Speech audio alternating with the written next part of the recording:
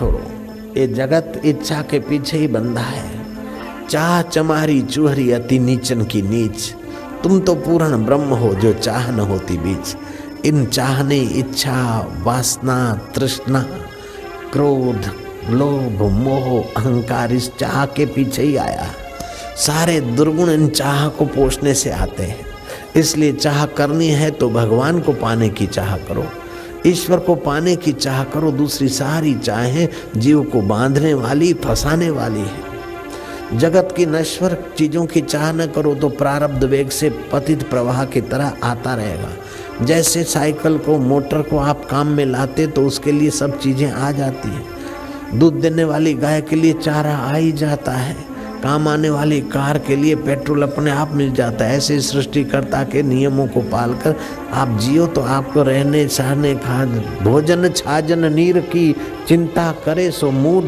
ज्ञानी चिंता ना करे निज पद में आरूढ़। मुर्दे को प्रभु देत है कपड़ा लकड़ा आग, जिंदा नर चिंता करे तिसके बड़े अभाग। तुम चाह और चिंता करो तो भगवान को पाने की करो कि जीवन के दिन बीते चले जा रहे हैं। दुनिया के जो मजे हैं हरगिज कम न होंगे, चर्चे यही रहेंगे, अफसोस हम न होंगे। शरीर सर्वम अधितम तेन तेन सर्वम अनुष्ठितम, हितोपदेश का ये श्लोक है छोटा सा। इसी श्लोक ने तो मेरे को घर से गुरु के द्वार पहुंचा दिया। परीक्षा आ रही थी, छोटे थे तब की बात। ये श्लोक आ गया, मैं क्या हो गई परीक्षा अपनी, पास हो गए। सर्वम अधितम तेन तेन सर्वम अनुष्ठितम, ये न आशा पृथक कृत्वा नैराशा अवलंबितम। उसने सब अध्ययन कर लिया, सब पढ़ लिया। जिसने इच्छा छोड़ी और इच्छा वासना रहित हो गया, उसके द्वारा सारे अनुष्ठान हो गए। कदर नहीं, जो नहीं है अभाव को ही मन खोजता है। आपके घर में टीवी नहीं थी तो अभाव खटक रहा था, अब टीवी है तो उसकी कोई कीमत नहीं, और कीमत न रखो ये अच्छा है। आपके घर में फर्नीचर नहीं था तो अभाव खटक रहा है, फर्नीचर है तो अब दूसरे के फर्नीचर की याद आकर अभाव मन ने खोज लिया। आपको जो गहने गांठे नहीं थे, अभाव खटक रहा है, गहने गांठे आ गए तिजोरी में पड़े। अब जो दूसरे के नए कुछ दिखते उसका अभाव ले आता है मन। आपके मन की ये एक कमजोरी है कि नहीं है उसके लिए रोता है उसको भूलकर फिर नया अभाव खोजता है। नया अभाव खोज खोज कर सदियां बीत गई, कई शरीर बीत गए। जब तक सत्संग के द्वारा सद्भाव सत्य स्वरूप ईश्वर में प्रीति नहीं होगी तब तक मन भूखे का भूखा, कंगाल का कंगाल, अभाव खोजने वाला भिखमंगा रहेगा। नानक जी ने ठीक कहा, मन तू ज्योति स्वरूप अपना मूल पिछान।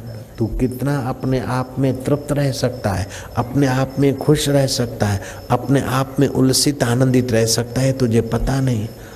हे गहने तू सुख दे, हे पान मसाले तू सुख दे, हे चाय तू सुख दे, हे शराब तू सुख दे, हे धन के ढगले तू सुख दे, हे अटालिकाओं तू सुख दे। ऐसा कर करके कई लोग अटालिकाएं छोड़ के चले गए, कई लोग बोतलें पी पी के तबाह हो गए, कई लोग धन इकट्ठा कर करके मरते समय मेरे पैसों का क्या होगा, मोरा पिया कटे है, मोरा पिया कटे हो रे थोड़ा बाप अटे है।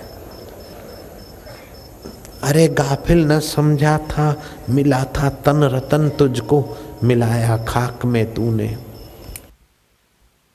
ए सजन क्या कहूँ तुझको, इन नश्वर चीजों में मन ऐसा लगा कि शाश्वत आत्मा का खजाना रह गया और नश्वर चीजें इकट्ठी करके इधर छोड़ के मर गए। आज ऐसे ही संसार में चलते फिरते, हे भोला, हे शिव, हे प्रभु, हे आनंद देव, जिसको मानते हो उसकी याद बनी रहे। चलते, छींक खाते, उठते बैठते प्रभु के नाम का स्मरण होता रहे तो ईश्वर के लिए प्रीति हो जाएगी। जिसका तुम स्मरण करते हो, जिसके विषय में सुनते हो, उसके लिए प्रीति होगी, तब वो मिलेगा तो आपको आनंद आएगा और आप उसको पहचान पाओगे। लेकिन तुम्हारा ईश्वर और तुम आधा सेंटीमीटर तो क्या, क्वार्टर सेंटीमीटर तो क्या, माइक्रो सेंटीमीटर भी आप ईश्वर से दूर नहीं हो सकते हैं और ईश्वर भी आपको दूर नहीं कर सकता। फिर भी परिचय और पहचान नहीं है, हम धक्के खा रहे हैं संसार में। ईश्वर का होना या ईश्वर का दिखना इतना जरूरी नहीं है जितना ईश्वर का ज्ञान और ईश्वर की स्मृति होना सुखदायी है। ईश्वर तो है ही है, ईश्वर का ज्ञान नहीं है हमें, ईश्वरत्व की स्मृति नहीं है, सदा देह की स्मृति है, गहने गांठे की स्मृति है, शत्रु मित्र की स्मृति है, जो छोड़ जाना है उन अभागी वस्तुओं की स्मृति है, जो कभी साथ नहीं छोड़ता है उसका पूरा ज्ञान नहीं है, उसकी पूरी स्मृति नहीं है, उसका पूरा आनंद नहीं है। इसलिए जीव बेचारा जन्म मरण के चक्कर में भटक रहा है। ईश्वर के सिवा कहीं भी मन लगाया तो अंत में रोना ही पड़ेगा। जो आश्रय ईश्वर का होना चाहिए वो आश्रय अगर रुपयों पे रखा तो धंधे में कभी न कभी इनकम टैक्स में प्रॉब्लम आएगा, दुख देगा। जिसका आश्रय शाश्वत नहीं है उसका सुख शाश्वत नहीं है। जयराम जी की। जिसका आश्रय शुद्ध नहीं है उसका सुख शुद्ध नहीं है। जिनका आश्रय पवित्र नहीं है उनका हृदय पवित्र नहीं है। और पवित्र हृदय नहीं तब तक पवित्र सुख, पवित्र ज्ञान और पवित्र जीवन का आनंद नहीं मिलता।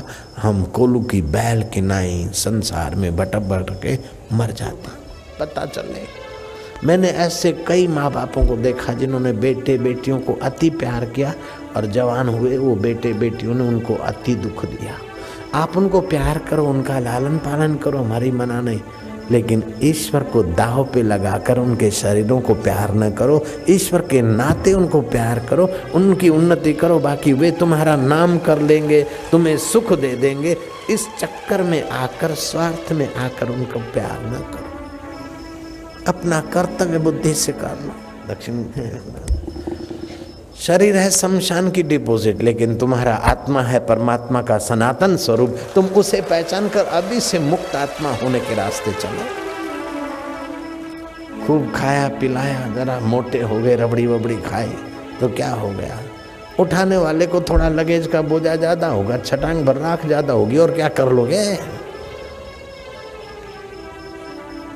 खिला पिला के देह बढ़ाया वो भी अग्नि में जलाना है। कर सत्संग अभी से प्यारे, नहीं तो फिर पछताना है। पड़ा रहेगा माल खजाना, छोड़ त्रिया सुत जाना है। कर सत्संग अभी से प्यारे, नहीं तो फिर पछताना है। आरंभ का सत्संग, चौथे नंबर का सत्संग, तीसरा सत्संग, दूसरा सत्संग, फिर पहला सत्संग माना ईश्वर का साक्षात्कार। ईश्वर में रमण करना, ईश्वर में स्थिति पा लेना पहले नंबर का सत्संग है। ईश्वर में स्थिति पाए हुए महापुरुषों के वचन सीधे सीधे सुनना और समझना, ये दूसरा सत्संग हुआ। ईश्वर में स्थिति पाए हुए महापुरुष के अनुभव जिन कैसेटों में, जिन किताबों में, ग्रंथों में, रामायण में, भागवत में, उपनिषदों में, वे समझना है तीसरे नंबर का सत्संग। दृष्टांत के द्वारा, कथाकारों के द्वारा उसे समझना है चौथे नंबर का सत्संग। चौथे वाला तीसरे में ले आएगा, तीसरे वाला दूसरे में पहुंचाएगा, और दूसरे वाला कभी पहले में पहुंचा दे तो तुम्हारी निगाहों से भी पुण्य के तरंग बरसेंगे, और सत्य स्वरूप को छूकर आने वाली वाणी तुम्हारी जन्म जन्म के पाप और ताप को मिटाने का सामर्थ्य रखती है।